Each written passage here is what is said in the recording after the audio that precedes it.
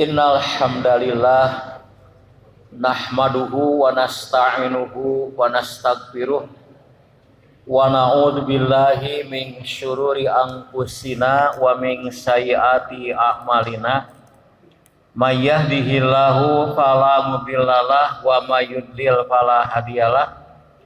Asyhadu an la ilaha illallah wahdahu la syarikalah wa asyhadu anna Muhammadan abduhu wa rasuluh, amma ba'du.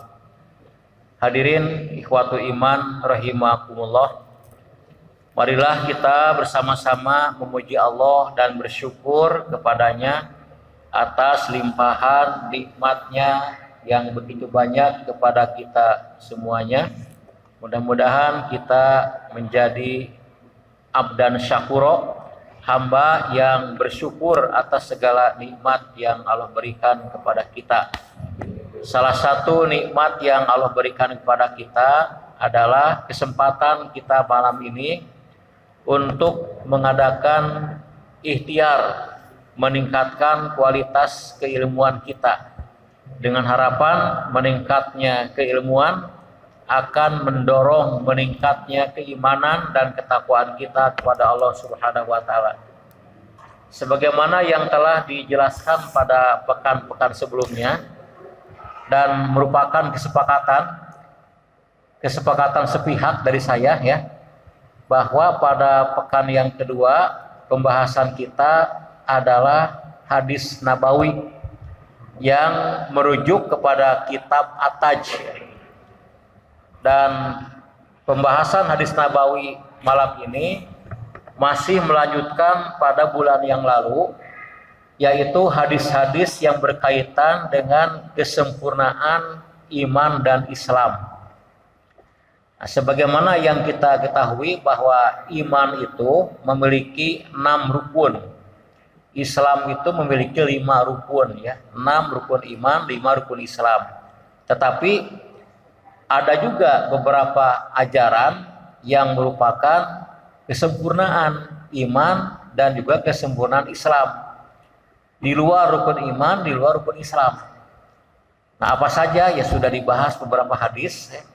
Dan malam ini kita akan meneruskan hadis-hadis yang terkait dengan kesempurnaan iman dan Islam. Hadisnya saya bacakan, tidak ada nomornya. Nomor 1 malam ini aja Pak. Hadis nomor 1 malam ini saya bacakan. An Tamim Ad-Dari radhiyallahu anhu ani Nabi sallallahu alaihi wasallam qala. Hadis ini diterima dari Tamim Ad-Dari radhiyallahu anhu, semoga Allah meridhoinya. Diterima dari Nabi sallallahu alaihi wasallam, beliau bersabda. Nah, ini isi hadisnya. Adinu an-nasihah. Agama itu merupakan nasihat. Kulna, kami bertanya, liman, bagi siapa? Nasihat bagi siapa? Qala, beliau menjawab, lillahi, bagi Allah. Wali kitabihi, dan bagi kitabnya. Wali rasulihi, dan bagi rasulnya. Wali a'immatil muslimin, dan bagi para pemimpin umat Islam. Wa ammatihim, dan bagi umumnya mereka, umumnya umat Islam yang bukan para pemimpin. Rawahu, hadis ini diriwayatkan oleh Muslim, Abu Dawud, An-Nasa'i, Ahmad, dan Ibnu Hibban. Jelas ini hadis yang sahih. Nah, hadis yang saya bacakan malam ini itu sudah ada dalam hadis arba'in. Sudah pernah dibahas hadirin kira-kira 2 tahun yang lalu lah. Sudah lama kita sudah bahasnya panjang lebar. Tapi saya percaya walaupun sudah lama, bapak-bapak lupa lagi nih. Nah, kita ulang sedikit Pak tentang kandungan hadis yang dibacakan pertama ini. Jadi hadis ini menjelaskan tentang ad-din, tentang agama Islam. Nah, beliau menjelaskan bahwa ad-din, agama itu an-nasihah, merupakan nasihat. Maksudnya apa? Jadi bagian terpenting dari agama itu adalah nasihat. Ini seperti dalam hadis tentang haji, Pak. Itu ada hadis dalam ibadah haji yang menjelaskan al-hajju Arafah. Haji itu merupakan wukuf di Arafah. Tentu yang namanya haji bukan hanya wukuf di Arafah, Pak, tapi bagian terpenting dari ibadah haji adalah wukuf di Arafah. Ini sebagai pembeda dari umroh yang bukan haji, Pak. Jadi wukuf di Arafah itu merupakan amaliyah haji, rukun haji yang paling penting. Ya, beliau mengatakan al-hajju Arafah. Haji itu adalah wukuf di Arafah. Di samping ada juga amaliyah yang lainnya. Nah, demikian pula hadis ini, ad-dinu an-nasihah. Agama itu merupakan nasihat. Jadi bagian yang penting dari agama Islam itu adalah nasihat. Tentu ada juga ajaran yang lainnya. Nah, sekarang apa itu nasihat? Nasihat itu bahasa Arab yang sudah menjadi bahasa Indonesia, nasihat. Nah, kalau kita artikan dengan sederhana, nasihat itu adalah pesan kebaikan, Pak.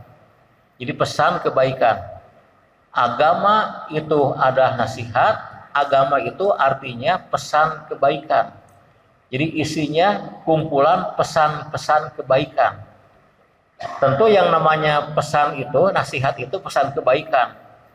Jadi kalau kita menyampaikan nasihat kepada anak kita, itu menyampaikan pesan kebaikan. Misalkan, nak, rajin-rajinlah belajar agar pandai. Rajinlah beribadah agar Allah menolong kamu dalam hidup. Itu nasihat. Yaitu pesan kebaikan. Tapi kalau pesannya keburukan, bukan nasihat itu. Nah, kalau kamu mendapat kesulitan, jangan lupa ya, pergi ke dukun, banyak bertanya. Nah, itu bukan nasihat, karena pesannya keburukan, kemaksiatan. Nah, kembali ke hadis ini, jadi agama itu merupakan nasihat. Jadi, bagian terpenting dari agama itu adalah nasihat, pesan-pesan kebaikan. Nah, ketika sahabat bertanya, liman, nasihat bagi siapa? Maka Nabi menjawab, qala, ada 5. Pertama adalah lillahi, nasihat bagi Allah. Yang kedua, wali kitabihi, nasihat bagi kitabnya, Al-Quran. Yang ketiga, wali rasulihi, nasihat bagi rasulnya. Yang keempat, wali a'immatil muslimin, nasihat bagi para pemimpin umat Islam. Dan yang kelima, wa amatihim, dan nasihat bagi umumnya orang Islam yang bukan pemimpin. Nah, kita akan jelaskan secara ringkas, Pak. Yang pertama, nasihat bagi Allah. Ini bukan kita memberi nasihat kepada Allah ya, mematahkan Allah, bukan, menyampaikan ujangan, bukan, tapi yang dimaksud dengan nasihat bagi Allah itu adalah pesan kebaikan yang berkaitan dengan kewajiban kita kepada Allah. Jadi pesan kebaikan yang berupa kewajiban kita kepada Allah Subhanahu wa taala. Apa saja? Banyak, hadirin. Kita jelaskan yang penting-penting. Misalkan pertama adalah beriman kepada Allah. Jelas yang pertama. Yang kedua itu beribadah dengan ikhlas kepada Allah. Yang ketiga, misalkan hadirin, mengerjakan semua perintah Allah. Yang keempat, meninggalkan semua larangan Allah. Yang kelima, bersyukur atas nikmat yang Allah berikan. Yang keenam, bersabar atas musibah yang Allah berikan. Yang ketujuh, ridho terhadap pemberian Allah kepada kita. Yang kedelapan, qanaah, artinya merasa cukup dengan semua yang Allah berikan. Kesembilan, ya misalkan apa dan lain-lain aja, Pak. Biar cepat dan lain-lain masih banyak. Itu nasihat yang berkaitan dengan Allah Subhanahu wa taala. Ya termasuk mungkin hadirin yang sekarang lagi heboh ya, itu membela ajaran Allah, Pak. Membela Allah itu membela ajaran Allah. Itu termasuk nasihat, Pak. berkaitan dengan kewajiban kita kepada Allah. Itu dalam Al-Qur'an kan. In tansurullah yansurkumullah, kan itu. Apabila kamu membela agama Allah, maka Allah akan membela kamu. Itu bukan Allahmu lemah, bukan, Pak. Allahku kuat ya. Masa Allah dibela? Ini kata orang yang tidak sehat, Pak. Ada kan yang berkomentar, ya seorang politikus yang tidak toleran dengan ajaran Islam. Islam itu memerintahkan umatnya membela Allahnya. Berarti Allah umat Islam itu lemah, perlu dibela ya. Kalau Allah saya katanya kuat, nggak usah dibela. Ya kumadinya lah, Pak. Yang jelas itu membela Allah itu membela ajaran Allah, membela agamanya. Untuk siapa? Untuk kita juga. Kalau umat Islam tidak membela Allah, tidak membela agama Allah, ya Allah tidak akan rugi, tidak akan menjadi sengsara atau miskin, Pak, atau bangkrut, enggak. Itu untuk kita juga. Ini, Pak, nasihat bagi Allah. Yang kedua kata hadis ini, wali kitabihi, dan nasihat bagi kitabnya. Maksudnya kitab suci dari Allah itu Al-Qur'an di sini. Nah, nasihat bagi kitab Allah, bagi Al-Qur'an adalah pesan kebaikan yang berkaitan dengan kewajiban kita terhadap Al-Qur'an. Apa? Ya, pertama, beriman bahwa Al-Qur'an itu wahyu Allah, Pak. Yang kedua adalah mempelajari Al-Qur'an. Mempelajari, membacanya, memahami isinya dengan terjemahan dan tafsirnya. Yang ketiga, mengamalkan Al-Qur'an. Yang keempat itu menyebarkan Al-Qur'an. Yang kelima, ya membela Al-Qur'an dan sebagainya lah. Ini nasihat bagi Al-Qur'an. Yang ketiga, wali rasulihi, nasihat bagi rasulnya, yaitu bagi Rasulullah Shallallahu Alaihi Wasallam, Rasul dan Nabi terakhir. Nah, ini ada pertanyaan sedikit, hadirin. Mengapa di sini nasihat bagi Al-Qur'an didahulukan daripada nasihat bagi Rasulullah Shallallahu Alaihi Wasallam? Nah, alasannya begini, sebab Al-Qur'an itu masih ada dan selalu ada, Pak, sampai akhir zaman. Nah, sementara Rasulullah Shallallahu Alaihi Wasallam sudah tiada, meskipun ajarannya masih ada, gitu katanya. Jadi Al-Qur'an itu kan masih ada, Pak, ada di hadapan kita, di lemari ada, Pak, di rak buku, cuman nggak dibaca mungkin ya. Nah, ini masih ada Al-Qur'an, masih ada dan akan ada terus sampai akhir zaman.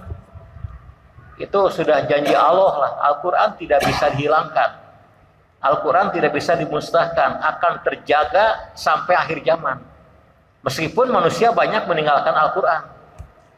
Nah, sementara Rasulullah Shallallahu Alaihi Wasallam sudah tidak ada beliau sebagai manusianya, tapi ajaran beliau masih ada, Pak, di dalam hadis-hadisnya yang kita baca malam ini.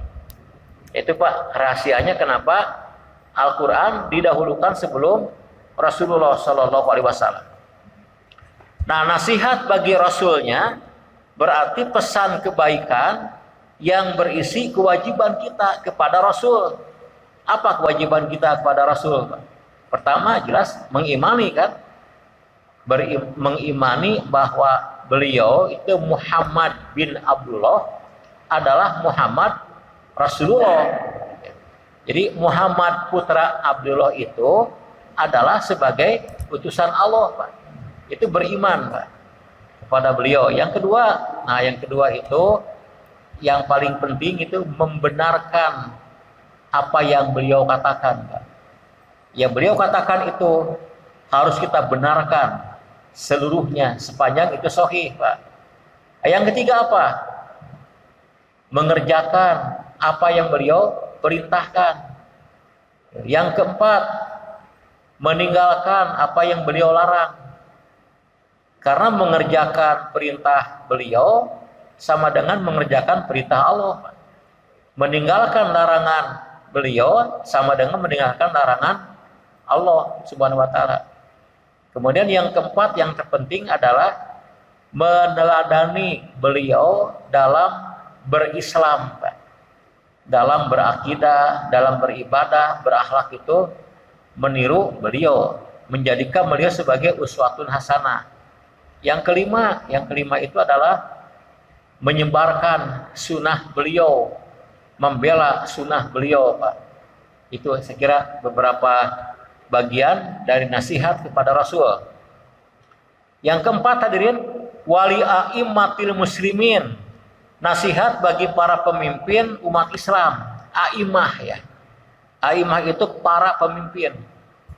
Nah, pemimpin umat Islam disebut juga ulil amri, sama ulil amri. Menurut para ulama dibagi dua hadirin. Jadi pemimpin kita itu dua macam. Pertama adalah umaro, kedua ulama, itu pemimpin. Kalau umaro, pemimpin dalam urusan keduniaan ya, kemaslahatan dunia. Sejak dari ketua RT, ketua RW, lurah, camat, wali kota, gubernur, presiden itu umaro, Pak. Pemimpin kita. Nah, kalau yang kedua ada ulama. Ulama itu pemimpin yang berkaitan dengan urusan keagamaan ya. Itu ulama. Nah, kepada umaro dan ulama itu kita punya nasihat. Artinya ada pesan kebaikan. Kewajiban kita kepada mereka. Apa contohnya? Kewajiban kita kepada umaro, Pak. Pertama yang penting ya, yang terpenting yang pertama itu adalah mengakui mereka sebagai pemimpin yang sah, Pak. Meskipun nggak setuju, Pak. Misalkan Bapak nggak setuju dengan presiden, Pak, sekarang. Tapi diakui, udah terpilih, Pak. Suka atau tidak diakui, mengakui. Pertama, yang kedua, yang kedua itu tentu melaksanakan perintah mereka, Pak. Umaro memberikan perintah kepada kita, ya kita melaksanakannya sepanjang tidak bertentangan dengan Islam, Pak. Kalau bertentangan tidak boleh melaksanakan. Ya melaksanakan perintah mereka, istilah sekarang Bapak, mendukung program-program mereka yang membawa kemaslahatan. Ya sekarang misalkan Pak ada program vaksinasi, kenapa ya yang lagi ramai, lagi berjalan. Itu wajib Pak umat Islam itu mendukung, Pak. Sebab itu maslahat bagi kesehatan warga dan masyarakat termasuk umat Islam. Itu mendukung. Nah, yang ketiga itu penting juga, yaitu memberikan koreksi ketika mereka keliru. Ini nasihat juga. Kewajiban kepada pemimpin bukan hanya sumundawuh ya, bukan hanya yes man, ya saya turut Pak, bukan. Tapi kalau mereka itu menyimpang, kita meluruskan, Pak, mengoreksi. Itu hadirin. Yang namanya pemimpin kan manusia, Pak, bukan nabi. Ya, mereka itu bisa salah. Makanya dalam Al-Quran surat An-Nisa ayat 59 itu umat Islam itu diperintahkan taat kepada Allah, kepada Rasul dan kepada ulil amri, Pak, pemimpin. Tapi ada perbedaan. Ketika perintah taat kepada Allah itu menggunakan ati'u. Ya ayyuhalladzina amanu, wahai orang beriman, ati'ullaha. Kemudian perintah taat kepada Rasul menggunakan ati'u juga, wa ati'u rasulah, kan gitu, Pak. Tapi taat kepada ulil amri tidak pakai ati'u. Coba periksa Quran, Pak. Bisa beda dengan Quran saya, ya. Ati'ullaha wa ati'u rasul wa ulil amri minkum. Taatlah kepada Rasul, kepada Allah, dan taatlah kepada Rasul dan kepada ulil amri. Kepada ulil amri tidak pakai ati'u. Kenapa?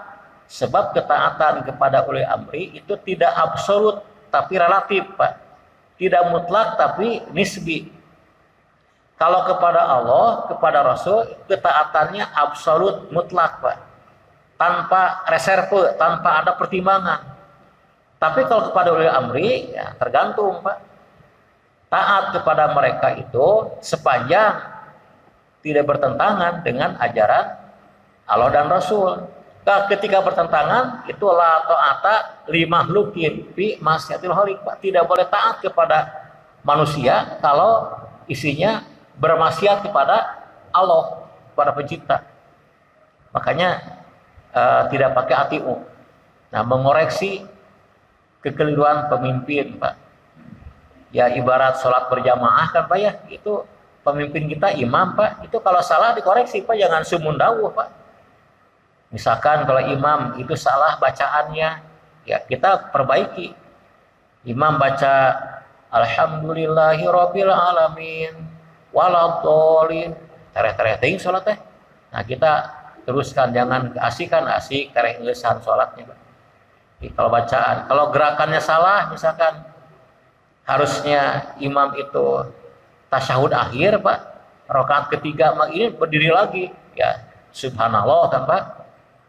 Nah, kalau kesalahannya itu membatalkan sholat, misalkan imam itu Pak sedang baca Al-Fatihah, iya karena wudhu, iya karena sa'in, tiba-tiba sarungnya merosot Pak, orang terbuka, itu nggak boleh baca subhanallah Pak, tidak ada gunanya.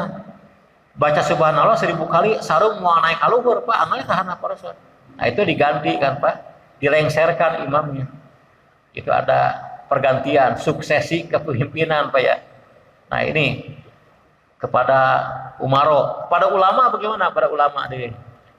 Bagaimana nasihat kepada ulama itu? Kewajiban kita kepada ulama itu pertama Pak, yang pertama itu adalah mengikuti fatwa mereka. Apabila benar sesuai dengan Quran dan hadis Pak.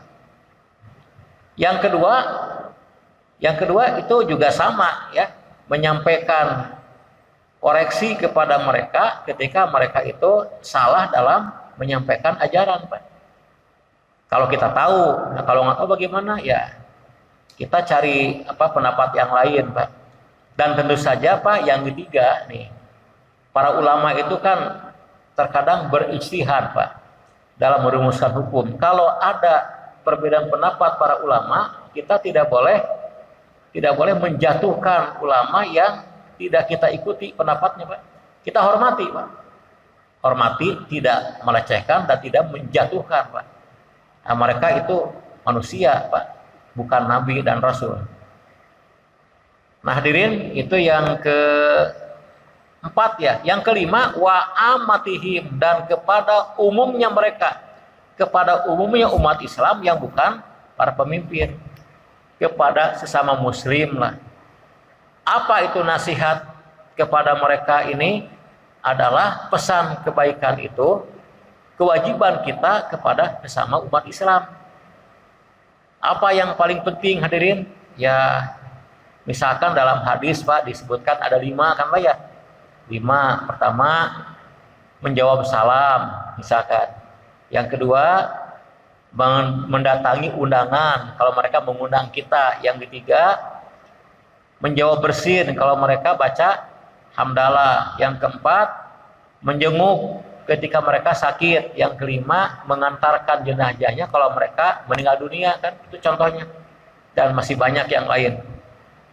Nah, ini hadis yang berisi kesempurnaan iman dan Islam, bahwa agama itu Pak yang paling penting adalah nasihat ya, pesan-pesan kebaikan yang berkaitan dengan Allah, dengan Al-Quran, dengan Rasulullah, dengan para pemimpin umat Islam dan umat Islam pada umumnya. Nah, kita teruskan hadirin hadis yang kedua malam ini. An Al-Abbas ibni Abil Muthalib radhiyallahu anhu anin Nabi sallallahu alaihi wasallam qala. Nah, hadis yang kedua itu diterima dari Abbas bin Abdul Muthalib, Pak. Abbas ini merupakan saudaranya Abdullah, Pak, bapaknya Nabi. Jadi beliau paman Nabi yang muslim, Pak. Paman Nabi itu yang muslim itu Abbas, Pak. Kalau Abu Thalib kan kafir, Pak, sampai meninggal. Abu Jahal, Abu Lahab, apalagi itu kafir. Kalau Abbas itu muslim. Nah, Abbas bin Abdul Muthalib menerima dari Nabi Sallallahu Alaihi Wasallam, dan Nabi bersabda. Nah, gini Pak, hadis yang kedua. Dako tokmal imani. Dako itu artinya merasakan. Tokmal iman, lezatnya iman. Man yaitu orang rodiya billahi robba, ridho Allah sebagai Tuhannya, wabil islami dina, dan ridho Islam sebagai agamanya, wabi Muhammadin rasulah, dan ridho Muhammad sebagai rasulnya. Nah, hadis ini rawahu, riwayat dari Imam Muslim, Imam Ahmad, dan Ibnu Hibban. Hadis sahih jelas. Nah, hadis yang kedua ini menjelaskan tentang kelezatan iman, Pak. Jadi iman itu diserupakan dengan makanan, Pak. Seperti apa ya makanan yang lezat itu, Pak? Ya misalkan dodol Garut, Pak, enak, Pak, lezat ya. Jadi disamakan dengan dodol Garut, iman itu lezat, Pak. Nah, iman yang lezat yang bagaimana?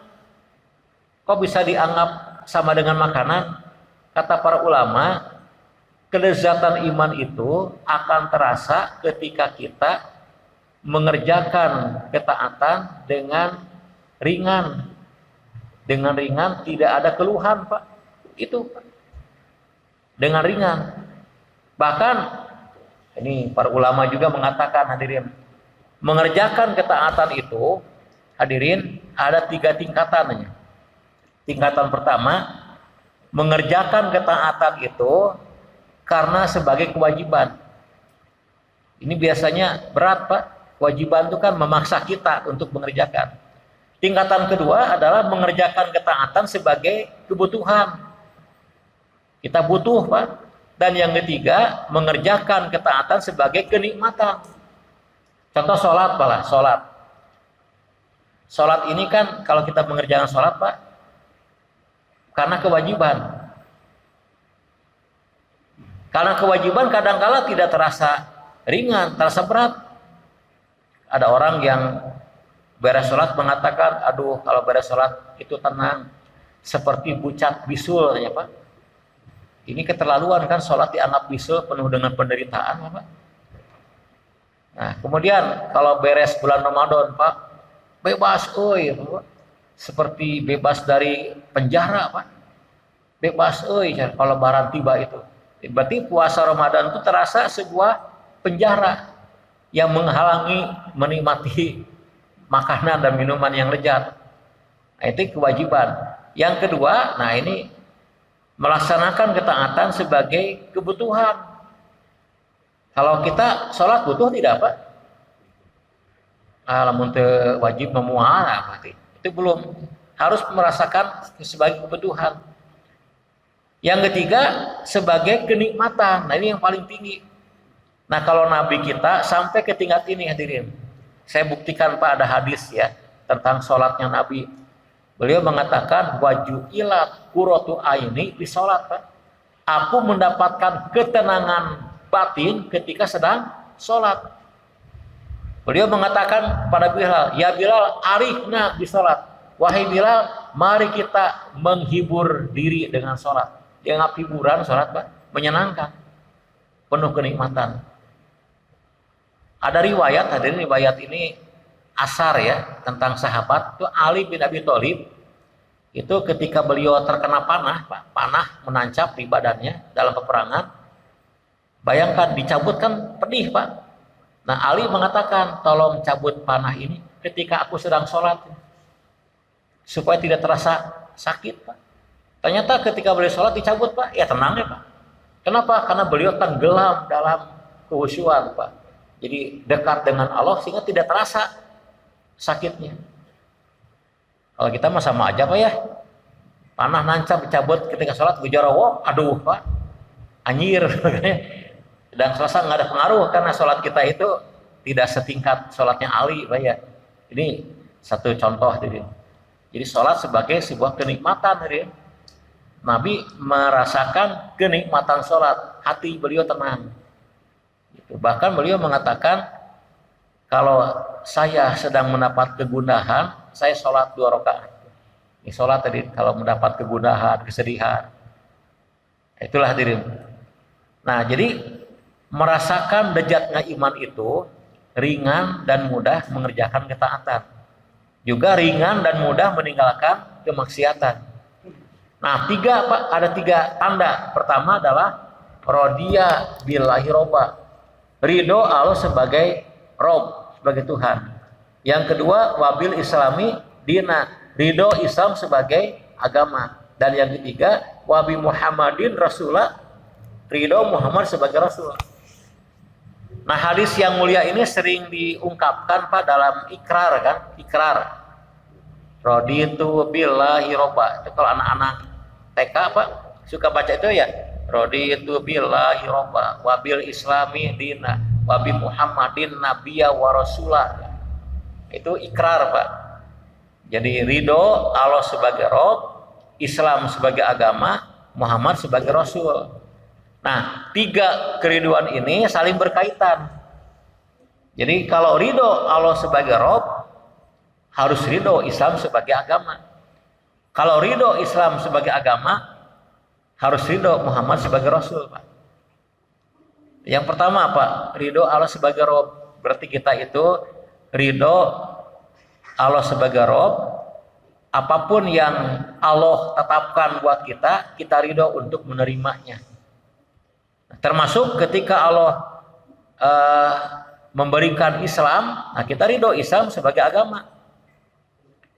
Makanya Islam ini Pak, kita pelajari, kita amalkan, kita pertahankan, kita bela, kita sebarkan.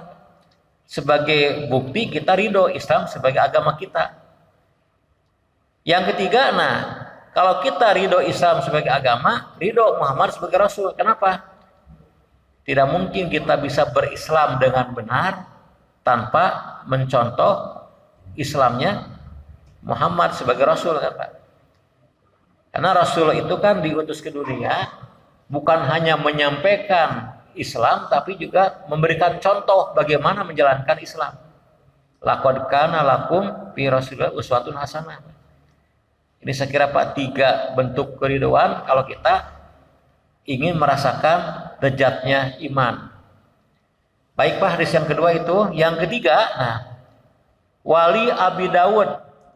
Dalam riwayat Abu Dawud, ini mungkin begini Pak, ini tidak ada keterangan ya. Masih dari Abbas Pak, tapi dalam riwayat Abu Dawud. Bunyinya begini, qala nabinya, man ahabba lillahi wa abgodo lillahi wa a'to lillahi wa mana'a lillahi faqad istakmalal iman. Abu Daud Pak. Man ahabba lillah, siapa yang mencintai karena Allah, wa abgodo lillah, dan membenci karena Allah, wa a'to lillah, dan memberi karena Allah, wa mana'a lillah, dan menolak karena Allah, faqad, maka sesungguhnya istakmalal iman, dia telah mencapai kesempurnaan iman. Nah, jadi kalau kita simpulkan hadis yang ketiga ini, keimanan yang sempurna itu ditandai dengan semua perilaku kita itu harus lillahi Pak, harus karena Allah, harus karena Allah, ridho, ikhlas karena Allah, bukan karena yang lain. Di sini ada empat perilaku ya. Pertama, ahabba, siapa yang mencintai karena Allah. Mencintai apa? Ya mencintai apapun dan siapapun, hadirin. Contohnya kita mencintai harta, hadirin. Boleh tidak? Boleh. Tapi harus lillahi, Pak. Nah, kalau orang mencintai harta karena Allah, Pak, itu indikatornya dua lah, paling tidak. Pertama, dia akan mencari harta sesuai dengan ajaran Allah, Pak. Akan dengan cara yang halal, tidak mungkin menghalalkan segala cara. Yang kedua, ia menggunakan hartanya pun sesuai dengan ajaran Allah. Jadi harta yang diperoleh bukan hanya untuk dimakan, diminum, dipakai saja, tapi dipakai untuk beribadah, Pak. Zakatnya dikeluarkan, Pak, sedekahnya dikeluarkan, infaknya, sedekahnya, kurban, ibadah haji, menolong orang, Pak, dengan hartanya. Itu mencintai harta. Nah, sekarang mencintai anak, Pak. Nah, ini contoh anak. Itu karena Allah, Pak. Bagaimana contohnya atau buktinya cinta anak karena Allah? Ya, Kita itu mendidik anak di jalan Allah, Pak. Dididik, dibimbing dengan ajaran Islam. Itu merupakan cinta kepada anak karena Allah.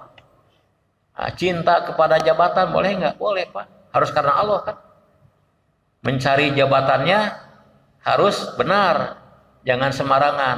Menggunakan jabatannya juga harus benar. Ada hese Pak lumayan ya, susah hadirin. Kalau ia jadi pejabat dengan menyuap, wah ini bukan karena Allah, Pak. Sudah menjabat ternyata dia korup, bukan karena Allah, kan hawa nafsu itu. Itu bukan iman yang sempurna, malah imannya keropos hadirin. Yang kedua, wa abgodo lillah. Membenci juga harus karena Allah, Pak. Membenci. Lawan mencintai kan membenci. Nah misalkan kita membenci kekafiran, Pak. Kenapa? Karena kekafiran dibenci Allah. Kita membenci kemunafikan, kemaksiatan, kemungkaran, perilaku menyimpang, itu adalah kita benci semuanya itu karena Allah. Karena Allah membenci itu semua. Yang ketiga, wa'atolillah. Memberi juga karena Allah. Memberi ya bukan karena ingin diberi balasan oleh orang lain. Kalau kita memberi sesuatu kepada orang lain, itu harus karena Allah. Ya balasan dari Allah, tidak berharap balasan dari orang yang bersangkutan. Tidak karena ria, tidak karena pamrih, tidak karena ingin dapat pujian, tapi betul-betul murni karena Allah Subhanahu wa taala. Bahkan ada tambahan wa mana'a lillah, Pak, dan menolak juga karena Allah. Menolak lawan memberi. Ini contoh penolakan Allah itu contohnya gini, hadir. Misalkan kita jumpa dengan seorang pengemis, Pak ya, pengemis minta-minta, Pak. Minta uang, juragan, saya ini sudah 1 minggu tidak makan. Wah, kuatan ya, seminggu belum makan, Pak. Nah, sementara dalam Islam, Pak, mengemis hukumnya haram, Pak. Kalau meminta boleh, kalau terpaksa, Pak. Terpaksa karena butuh boleh, Pak. Tapi kalau meminta-minta itu profesi kan, itu hukumnya haram. Ada hadis yang menjelaskan bahwa orang yang terbiasa mengemis di dunia itu akan datang di akhirat dengan wajah tanpa daging, tanpa kulit, Pak. Jadi tulang belulang, Pak, wajahnya itu. Itu pengemis di akhirat, Pak. Nanti kalau kita jumpa orang tanpa wajah, tanpa daging, Pak, di akhirat itu, wah ini mantan pengemis di dunianya. Haram, Pak, mengemis itu. Meminta boleh kalau terpaksa. Mengemis itu haram sebagai profesi. Jadi kalau kita menolak memberi pengemis itu berpahala. Berpahala dan uang awet, Pak. Itu kudu merek kan. Kepada pengemis mah. Bahkan memberi itu sama dengan mendukung perbuatan mereka. Coba kalau tidak diberi, Pak, berhenti mereka. Karena diberi, nah mereka itu menjadi profesional. Kabarnya, Pak, di Bandung ada pengemis yang saban hari penghasilannya 2 juta, Pak, sehari. Pikir-pikir berminat jadi pengemis, Pak ya, 2 juta sehari. Padahal di kampung halamannya dia punya sawah, punya kebun. Musim panen mudik, Pak, panen dulu, udah tanam baru ke kota lagi. Dari Jawa, Pak, Pak. Maaf orang Jawa nih. Orang Sunda mah balager, orang Jawa kenapa banyak pengemis, Pak? Mungkin ya. Maaf ya nih, guyon aja. Yaitu mereka ini bukan orang miskin, tapi orang yang profesinya mengemis untuk menimbun kekayaan. Nah, ini menolak untuk memberikan uang kepada pengemis. Itu termasuk wa mana'a lillah, Pak, menolak karena Allah. Atau contoh lain, Pak, kita diberi uang. Kita sebagai pejabat, Pak, dikasih uang 100 juta, Pak, ini buat Bapak ya. Ternyata itu menyuap, Pak, menyuap agar kita memberikan jabatan kepada dia. Nah, kita tolak, Pak. Duh, maaf ya, saya mah tidak menerima, kurang banyak. Kurang banyaknya bukan karena Allah, Pak, menolak karena Allah. Atau seperti dahulu, Pak, para ulama dahulu itu banyak yang diminta menjadi kodi, Pak. Kodi itu apa? Hakim, Pak ya. Menolak mereka. Karena para penguasa dahulu itu banyak yang menjadikan hakim sebagai pendukung mereka. Sebagai pendukung penguasa. Nah, maka para ulama dulu banyak yang menolak. ditawari jadi hakim. Kenapa khawatir jadi boneka penguasa? Sekarang Pak, kalau ada seorang yang soleh ditawari jabatan, mau nggak Bapak diangkat jadi ini dengan syarat loyal sama aku misalkan. Nah, kalau orang yang waro, orang yang hati-hati, dia akan menolak jabatan itu. Nah, ini menolak karena Allah. Itulah Pak, imannya sudah mencapai tingkat sempurna Pak.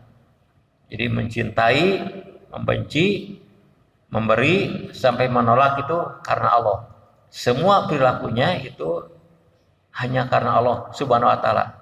Itulah keimanan yang sempurna hadirin. Ini 3 buah hadis, saya kira masih ada waktu Pak ya? Bisa 7 lagi Pak? Yang keempat Pak, terakhir nih. Atau ada yang bertanya dulu Pak sebelum dilanjutkan? Nah, yang keempat, hadis keempat. An Abi Hurairah anin Nabi sallallahu alaihi wasallam qala. Diterima dari Abu Hurairah, semoga Allah meridhoinya, dari Nabi sallallahu alaihi wasallam, beliau bersabda, akmalul mu'minina imanan ahsanuhum huluqa wa khiyarukum linisaihim. Nah, hadis ini hadis yang sahih Pak, riwayat Abu Dawud dan Imam Tirmidzi. Apa maksud hadis ini? Akmalul mu'minina imanan, orang mukmin yang paling sempurna imannya. Nah, orang mukmin yang paling sempurna imannya, siapa mereka? Ahsanuhum huluqa, yang paling bagus akhlaknya. Wa khiyarukum, dan orang terbaik di antara kalian, orang terbaik di antara orang beriman adalah khiyarukum linisaihim, yang terbaik kepada para istrinya. Oh, jadi ini ada 2 kandungan hadis. Pertama, iman yang paling sempurna itu adalah akhlak yang mulia. Ditanda kesempurnaan iman di sini adalah akhlak yang mulia. Sampai Nabi kita itu kan mukmin sejati. Allah memuji Pak dalam surat Al-Qalam ayat 4 ya. Wa innaka la'ala khuluqin azim. Sesungguhnya engkau itu berada pada akhlak yang mulia. Nah, bahkan Nabi sendiri bersabda Pak dalam hadis yang sahih dan populer, bu'istu liutamima makarima akhlak.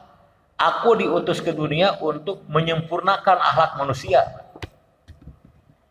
Bukan untuk memperbaiki akidah ibadah. Iya, akidah itu fondasi, ibadah itu cabangnya. Nah, akhlak itu buahnya. Bapak lihat surat Ibrahim ayat 24 Pak ya. Jadi Allah menggambarkan orang beriman itu ibarat pohon. Akarnya kuat, dahannya tinggi dan berbuah Pak. Nah, akar itu ibarat akidahnya, sedangkan dahan adalah ibadahnya. Kalau buah adalah akhlaknya. Nah itu, jadi keimanan yang sempurna itu ditandai dengan akhlak yang mulia. Nah, salah satu akhlak yang mulia itu adalah ini akhlak kepada istri kita aja Pak. Jadi orang terbaik di antara kalian yang terbaik kepada para istrinya Pak. Jangan sampai kepada orang lain berbuat baik, kepada istri tidak berbuat baik Pak. Istri itu kan ya orang terdekat yang ada di rumah kita Pak. Nah, pada mereka ini wajib kita berbuat baik. Mungkin 40 hadirin hadis tentang kesempurnaan iman dan Islam. Yang pertama tentang nasihat Pak, yang kedua tentang ridho, ketiga tentang lillahi ta'ala dalam perilaku, yang keempat tentang iman sempurna ditandai dengan akhlak yang mulia. Yang mudah-mudahan keempat hadis ini dapat kita pahami bersama dengan baik dan semoga kita dapat mengamalkan dalam kehidupan kita. Mudah-mudahan tidak ada pertanyaan Pak. Sekira cukup. Semoga bermanfaat. Walhamdulillahirabbil alamin. Wassalamualaikum warahmatullahi wabarakatuh.